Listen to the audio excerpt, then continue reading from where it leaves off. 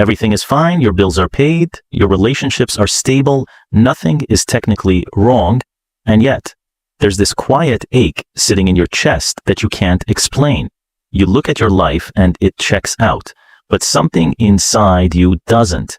And the worst part, you don't even feel allowed to be sad about it, usually at night, or on a Sunday afternoon, or after a conversation that went perfectly fine but left you hollow anyway. It doesn't feel like sadness exactly, it's quieter than that. It feels like watching your own life through glass, present, but not quite in it. You scroll, you eat something, you text someone back, you do the next thing, but underneath all of it, there's this low hum you can't turn off. And because nothing is technically wrong, you start to turn on yourself.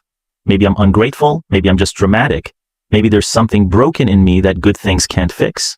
That self-talk is important. Notice it, because it tells you something about what's really happening.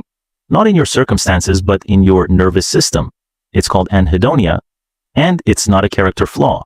It's a state where your brain's reward circuitry stops responding the way it used to. The things that should feel meaningful don't register, not because you're broken, but because your brain has been running a specific pattern for a long time, and that pattern has consequences. Here's the open loop.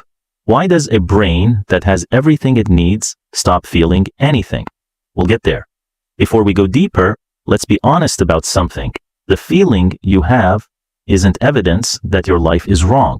It's evidence that your nervous system is signaling something your conscious mind hasn't caught up to yet.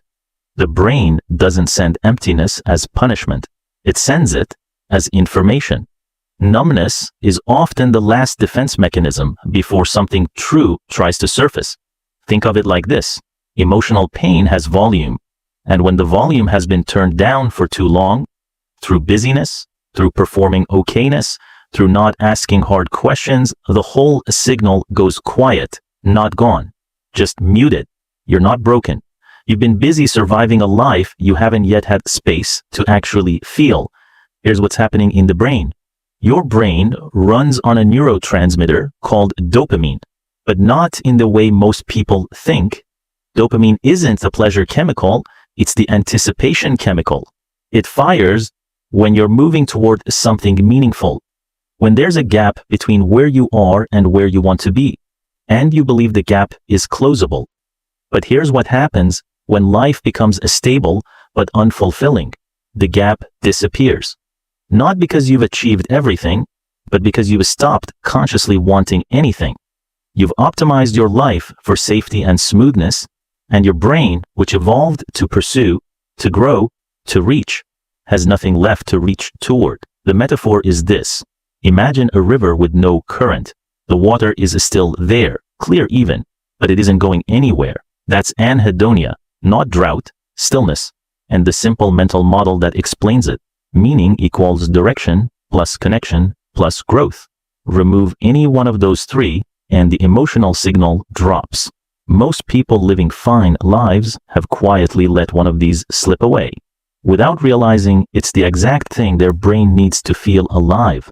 The question to sit with, which one did you let go? Now, what do you actually do with this? Not think positive, not be grateful. Something more honest than that. Integration. Here's the model to carry with you. Meaning equals direction plus connection plus growth. Emptiness appears when one of those three goes quiet. Not because your life is wrong, but because your brain is telling you something specific needs attention. You're not failing at living. You're being called toward something more honest about what living should feel like for you. Quiet, empowering close. You don't have to fix this all at once. You don't even have to fully understand it yet.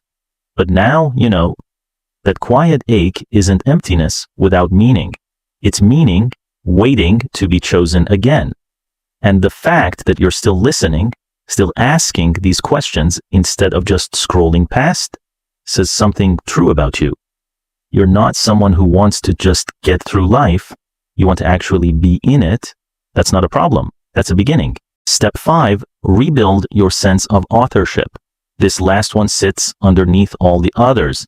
Emptiness often carries with it a quiet feeling of passivity, like you're being carried by the current of your own life rather than choosing it.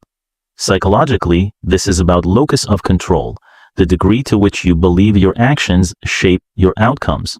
When the locus shifts external, when life just happens to you, meaning erodes, the antidote is small, deliberate acts of authorship.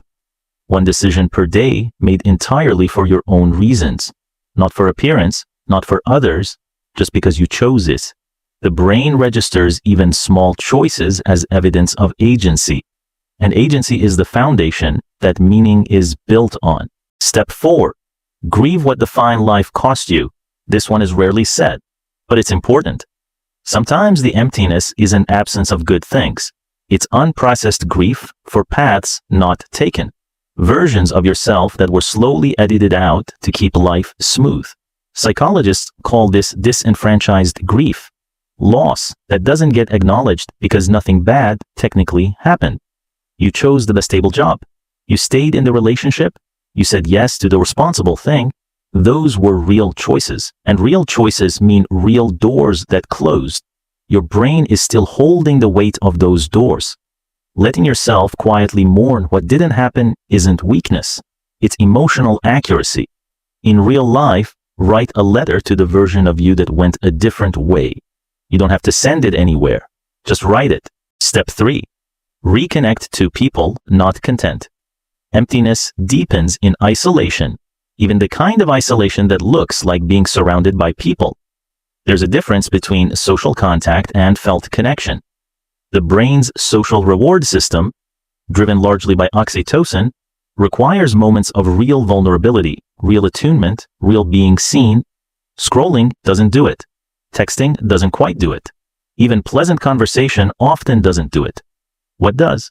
Telling one person one true thing about your inner life, something you've been carrying quietly, not performing your pain, just sharing something real. The research on this is consistent. Disclosure of authentic experience increases felt belonging and reduces neural threat response.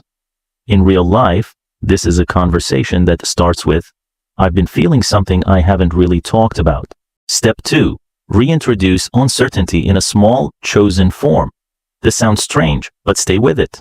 Your brain's dopamine system activates not when things are certain, but when the outcome is uncertain but achievable.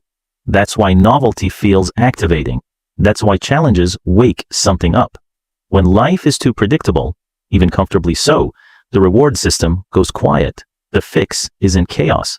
It's chosen uncertainty. Neuroscience calls this optimal challenge. A task hard enough to require effort, small enough to feel possible. In real life, sign up for one thing you're genuinely unsure you can do, not for productivity, because your nervous system needs something to move toward. Step 1. Name the specific hunger, not the general ache. Most people stay stuck in emptiness because they're trying to solve a vague feeling with vague fixes. But your brain doesn't respond to vague. Psychologically, labeling an emotion with precision, what researchers call affect labeling, reduces its intensity and gives the prefrontal cortex something concrete to work with. So ask, what kind of empty is this? Is it loneliness disguised as boredom? Is it unexpressed grief? Is it unfulfilled ambition you've been quiet about for years? In real life, this looks like sitting with a journal and finishing this sentence. I haven't let myself want blank in a long time.